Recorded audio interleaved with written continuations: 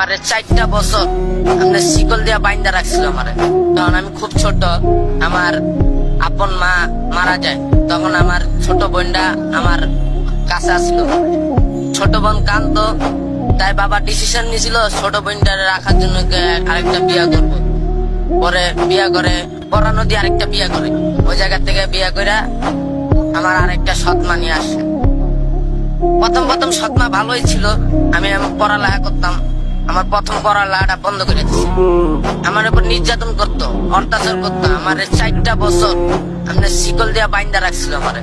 4টা বছর রাখার পরে আমি শিকল একদিন হঠাৎ ভাঙ্গা, সৎমার আছে না, এই ঘটনা খুললে গেছে আপুরে, আপু এটি ব্যবস্থায় নেয় নাই, বাবার লগে কথাবার্তা করবো, বাবা ব্যবস্থায় নেয় না, উল্টা বাবাই আমারে মারলো।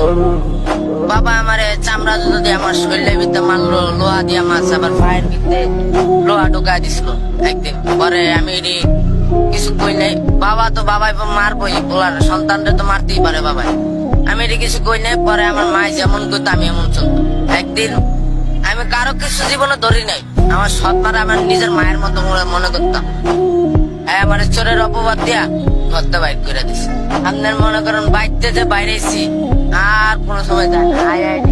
আয়া আপনার সদরঘাট আসিলাম, প্রথম